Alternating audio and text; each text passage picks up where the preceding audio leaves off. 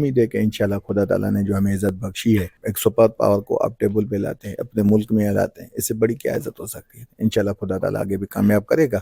معاہدہ ہونا چاہیے اور معاہدہ انشاءاللہ ہوگا بھی۔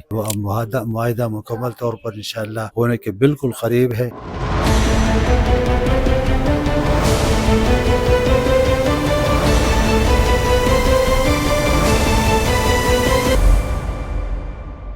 السلام علیکم، وی نیوز کے ساتھ میں ہوں لقمان شاہ۔ امریکہ ایران جنگ کے دوران امن کے لیے پاکستان کی کامیاب سفارتکاری کے پوری دنیا میں ڈنکے بج رہے ہیں۔ کیا امریکہ ایران معاہدہ طے پا جائے گا اور اس کے بعد خطے کی صورتحال کیا ہوگی؟ اس حوالے سے اراکین پارلیمنٹ کیا کہتے ہیں؟ ایران امریکہ معاہدے کے کتنے چانسز ہیں اور اس معاہدے کے بعد خطے کی صورتحال آپ کیا دیکھ رہے ہیں؟ ابھی آپ نے دیکھا ہے نا کہ جنگ بندی پہلے 15 ڈیز کی تھی، ابھی دوبارہ جنگ بندی آپ کی چل رہی ہے۔ اس کا مقصد ہے کہ جو موسٹلی ایشوز ہیں اس پہ بات ہو چکی ہے، اور لازمی ہے اس میں جو تھوڑا بہت ٹائم لگتا ہے تو ہر ملک اپنے اپنے ٹرمز کنڈیشن کو ریویو کرے گا۔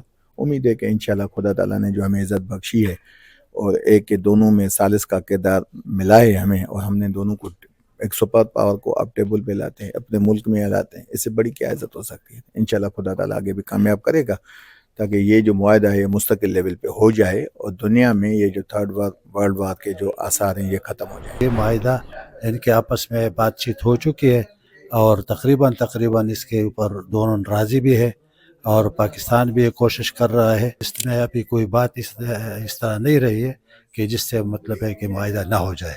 وہ معاہدہ مکمل طور پر انشاءاللہ ہونے کے بالکل قریب ہے، اور ہمارا اللہ سے امید ہے کہ یہ پاکستان کے وساست سے بھی انشاءاللہ یہ معاہدہ ہو جائے گا۔ معاہدہ ہونا چاہیے اور معاہدہ انشاءاللہ ہوگا بھی۔